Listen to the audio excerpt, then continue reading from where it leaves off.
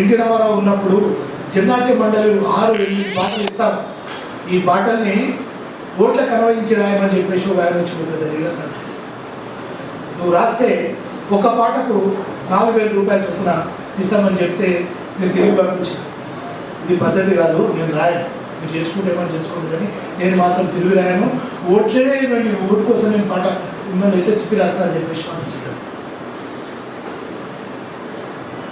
ఎప్పుడు కమిటీ రాలేదు. ఈ ఓట్ల వ్యవహారం వస్తే దేనికి కూడా సపోర్ట్ చేయాలి, అట్లా ఉండిపోయాను.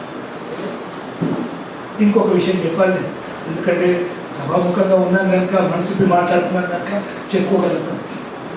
పిల్లల కోసము పట్టించుకున్నోళ్ళు లేదని చెప్పేసి నేను పెద్దల కోసం పట్టణం వచ్చిన పల్లె రాసిన, నా కథలు రాసిన, అమ్మల బడ్డ కథలు రాసిన, ఎన్ని రాసిన, పిల్లల విషయంలో కూడా నా స్టార్టింగ్ నుండి కూడా ఇంట్రెస్ట్ ఉంది.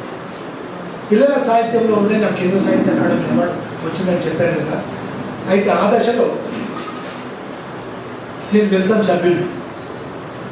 మా వాళ్ళు ఏమన్నారంటే, అవార్డు తీసుకోకపోతేనే మంచిగా ఉంటుందని మా కోరిక,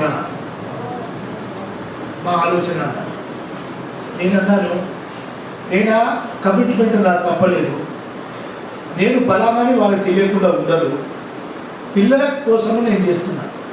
పిల్లల కోసము రాసిన ఈ పుస్తకము ఇంకా 17 లాంగ్వేజ్లో ఒకటి అనువాదం అవుతుంది. నేను ఇప్పుడు వద్దంటే అది అనువాదం కాదు. ఒకటి పిల్లల దగ్గరకు వచ్చి కూడా మనం ఇవన్నీ పెట్టుకొని కూర్చుందామా అని ఆలోచించాలి. అంటే అది కమిట్మెంట్ డబ్బు కోసం కాదు, పేరు కోసం కాదు. ఈ పుస్తకం ఉపయోగపడాలి.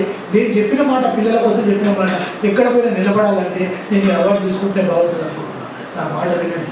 డిస్కషన్ జరిగింది, చాలా మంది వద్దన్నారు, చాలా మంది అవునన్నారు. నేను తీసుకోగలగలేదు.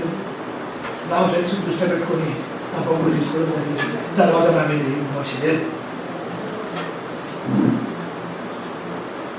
ఇప్పటి కూడా అట్లాంటి వాళ్ళు ఉన్నారు, ఇట్లాంటి వాళ్ళు ఉన్నారు. అది మాత్రం కొనసాగుతూ వచ్చింది. ఓపెన్ చెప్పాలి కనుక చెప్తున్నాను. అది అక్కడ మొదలైంది. పిల్లల కోసమే రాస్తున్నాను. ఇప్పటికీ పిల్లల కోసం 10 పుస్తకాలు వస్తాయి, పెద్దల కోసం 11 పుస్తకాలు వచ్చినాయి. సాహిత్య రంగం పోవాలంటే కిందికి పోతే ఏం రాసినావు, ఏం పాట, ఏం ముచ్చట అంటే అదంతా వ్యవహారం పక్కన ఉంది. ఇది బ్రీఫ్గా నా జీవితానికి సంబంధించిన వ్యవహారం. ముఖాముఖిగా ఉన్నాం కనుక నా కెరీర్ ఎట్లా మొదలైంది, ఏం చేసినాము, ఎట్లా వచ్చినాము, ఇవన్నీ మనం మాట్లాడుకుందాం.